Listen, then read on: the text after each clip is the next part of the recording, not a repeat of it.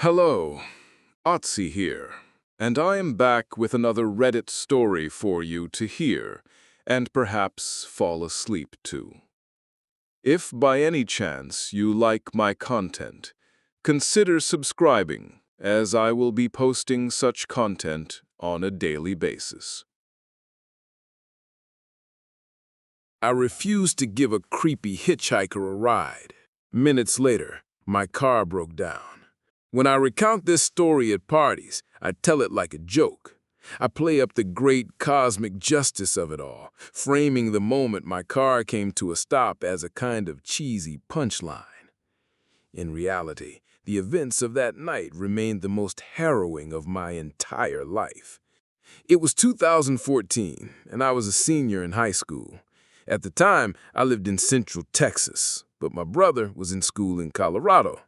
Since he was graduating soon and I hadn't yet visited, I decided to drive out to him when our spring breaks aligned. The only issue was that I technically wasn't supposed to be driving. Believe it or not, despite being a dumbass 18-year-old who liked to drive fast, I'd never had a traffic violation, never even gotten a parking ticket. I did, unfortunately, get caught drinking with my buddies a week prior to the drive. My license was suspended for 30 days, but I didn't let that stop me. I was going to see my brother one way or another, so I left late in the day, chugged Red Bulls to stay alert, and stuck to the back roads as much as possible. It added a few hours to my trip, but it allowed me to avoid state troopers for the most part. By midnight, I felt like I was in the Australian outback. I'd taken road trips through my state before, but this particular route was something else. Nothing but scrub brush and signs too weather-beaten to read. I was so busy thinking about how utterly isolated I was that I almost missed the orange traffic cone in the road, placed square atop a yellow center line. I reduced my speed, but I didn't stop. I was confident that there was no work being done on the road. I checked the maps, and there would have been more signage. Since I knew there was no construction in the area, I found the placement of the cone a little odd. Of course, junk on the road isn't such a rarity, but the way it aligned perfectly with the meridian line felt intentional. A few miles later, my drive was again interrupted. My high beams reached far into the desolate night, providing enough visibility for me to see another oddity. There was something else in the road this time, in my lane. I squinted. Another traffic cone? It was tall enough, but not quite thin enough. I slowed down a little more. I remember thinking that can't possibly be a person. I got a little closer. Lo and behold, it was. I veered into the other lane, but the person in the road mirrored my car, clearly trying to get me to stop. They threw one of their arms out as if welcoming the cold, metal embrace of my front bumper. I slammed on the brakes abruptly enough to give myself whiplash. Confusion and anger rose up in me as I turned my headlights down and got a better look at the person in front of me. I regretted stopping once I could see the man more clearly. At first glance, he seemed like a normal guy. He was tall and middle-aged, clad in blue jeans and a long tan coat. He had no particularly distinct facial features, except for a set of blue eyes that somehow seemed too small for his face. He gave me a wide grin when he saw me stop. I guess he could have just been relieved, but I couldn't give him the benefit of the doubt due to what he was holding. Balled up in his hand was something small, furry, and bloody. I couldn't tell exactly what it was, but it kind of looked like a dead rat. I had no idea why he'd be holding such a thing, and it didn't really matter. All I knew was that there was something wrong with the guy, a suspicion only exacerbated by the fact that he still had one of his hands behind his back. Was he hiding something? A weapon? I took my foot off the brake. I might have been dumb enough to stop, but I was at least not dumb enough to stay. As I tried to maneuver around him, the man again moved in front of my car, but when he saw I wasn't going to stop, he took a step back. As he did so, he let his arms fall to his sides, and I saw what he'd been concealing. Behind his back, a large claw hammer. I sped off, not entirely believing what had just happened. There was a small chance that the guy genuinely needed help, but I sure wasn't going to stick around to figure that out. As I drove off, I looked in my rearview mirror. Before the darkness swallowed him, I saw the man starting to run after my car. For a second, the sight made me nervous, but then it just made me laugh. Did he actually think he was going to catch up? I watched him disappear from view with a smile on my face. Fucking idiot, I said to myself. Now, here's the punchline. No sooner did the words leave my mouth than my car jolted forward with a sickening thud. I looked back at the road, but it was too late. There came several pops in quick succession, loud as gunshots. My dashboard lit up like a switchboard, warnings blinking uselessly as my tires chewed themselves to pieces beneath me. The car started to drag left, the steering wheel fighting me as a low, flapping sound rose up from the wheels. When I stopped the car, I gave myself a moment to catch my breath, then threw the door open and hopped out. Using the flashlight I kept in the glove box, I assessed the damage. All 4 tires were shredded, strips of rubber curling off like dead skin. I just stood there for a second, light shaking in my hand, unable to believe how fast everything had happened.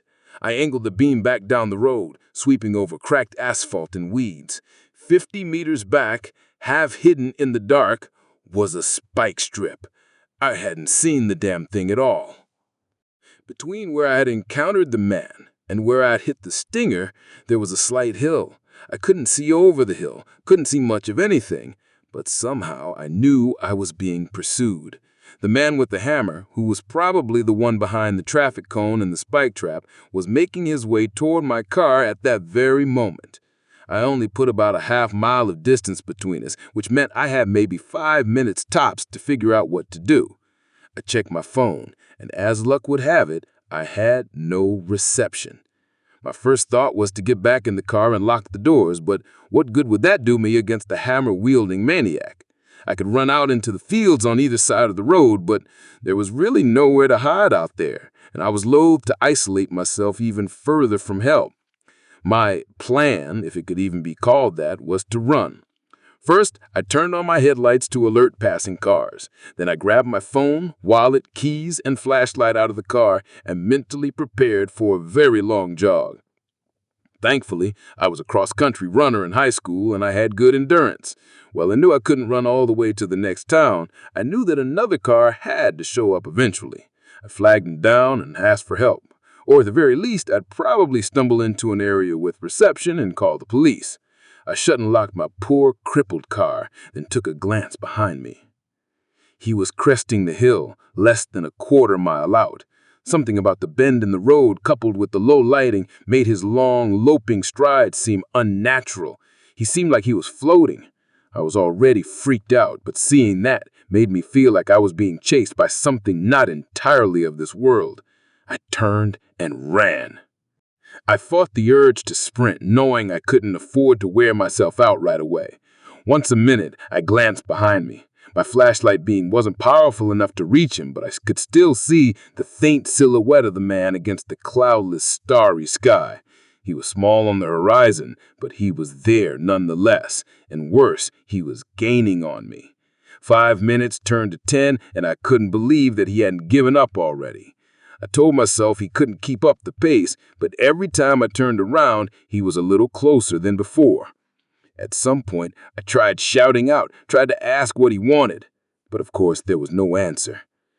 Soon I was wiping sweat from my brow and thanking God that I had been wearing athletic shoes on my drive.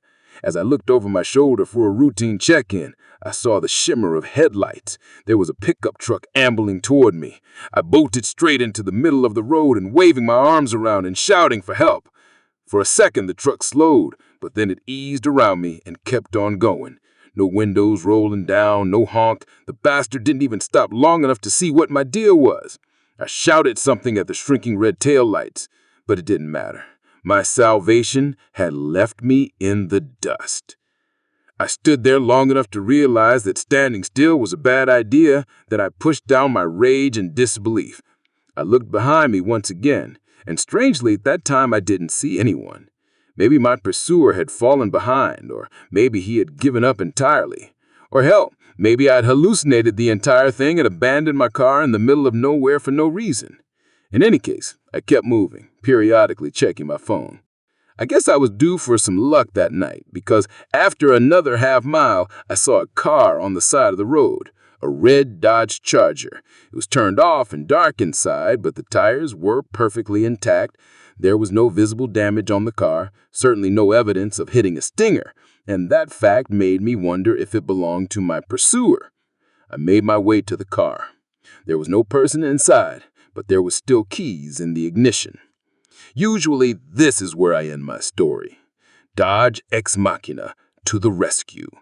I settled into the driver's seat and breathed a huge sigh of relief when a turn of the keys brought the engine roaring to life. By some miracle, the car was drivable and it had enough gas to take me to the next town. Finally confident that I would survive the ordeal, I looked out the passenger side window and saw something that made my heart stop. Yards away from my car and rapidly closing the distance was the man. He hadn't given up at all. He had merely started running in an arc through the fields, avoiding the road that I had watched so diligently and so uselessly. He had banked on me losing sight of him so he could catch me off guard, and it had almost worked. By the time I slammed my foot on the gas, he practically had his fingers on the handle. I caught one last glimpse of him in the side mirror as the Charger tore off, a pale, grinning blur closing in faster than should have been possible. After that, I drove the car straight to the police station in the next town. At dawn, when they took me back to recover my own vehicle, every single window had been shattered, not simply cracked, but obliterated. Nothing had been stolen from my car, which somehow made everything worse. As far as I know, they never found the man with the hammer. Here's the part I generally omit from my little story. When I, exhausted and nearing my limit, finally made it to the Charger, the driver's side door was open. I clicked on my flashlight and swept the beam across the interior. The cabin was a wreck. Blood was smeared over the wheel, gear shift, and driver's seat, like some injured creature had been thrashed around. The windshield was cracked from the inside. From the open door trailed a dark streak through the gravel and weeds, a crushed path mottled with red where something heavy had been dragged. I let my beam follow the indentation until it caught on something still and misshapen. There was a man lying there, on his back, some poor bastard who, most likely, had offered a ride to a downtrodden traveler. His mouth hung open, as if he died while trying to speak. His skull had been bashed in. Part of it was just gone, leaving a cave above his eyes where something heavy had landed over and over again. The white of his skull shone moon-like under my light. That matted clump in the hitchhiker's hand wasn't roadkill. It was a whole goddamn scalp. Thank you for watching, and good night.